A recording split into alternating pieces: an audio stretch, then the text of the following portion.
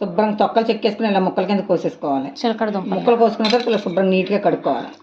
కడిగిన తర్వాత ఇదిగో ఇలా స్టవ్ మీద వేసుకోవాలి. బెల్లం, చిలకడ దుంపలు, పచ్చి చిలకడ దుంప ముక్కలు ఇవన్నీ, బెల్లం, కాసిన నీళ్ళ చుక్కలు, ఇన్ని జస్ట్ చిలకరించుకోవాలి. చుక్క నెయ్యి, సాల్ట్ యాడ్ చేసుకోవాలి. కుక్కర్ మూత పెట్టేసుకోవాలి.